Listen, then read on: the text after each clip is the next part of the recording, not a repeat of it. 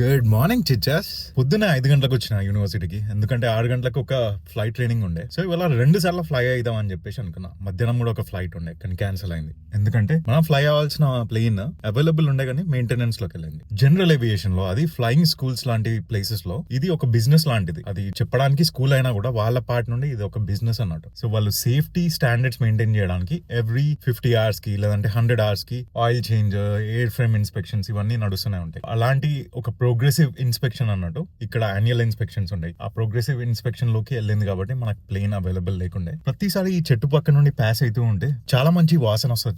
తెలియకుండానే ఇవాళ చాలా టైం స్పెండ్ చేసేసిన యూనివర్సిటీలో. ఇప్పుడు టైం 9 అవుతుంది, ఇంటికి బయలుదేరుతున్నా. కొంచెం టైర్డ్ ఉన్నా. మన దగ్గర 2 ఆప్షన్స్ ఉన్నాయి చిచ్చా.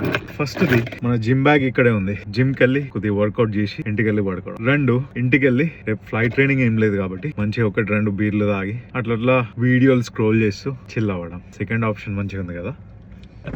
ఇక్కడ నైట్ టైమ్ లో కూడా చాలా డే లైట్ ఉంటది కాబట్టి ఒక చిన్న హైక్ ప్లాన్ చేసిన. ఆ ముచ్చట్లు ఏందో నెక్స్ట్ వీడియోలో మాట్లాడుకుందాం.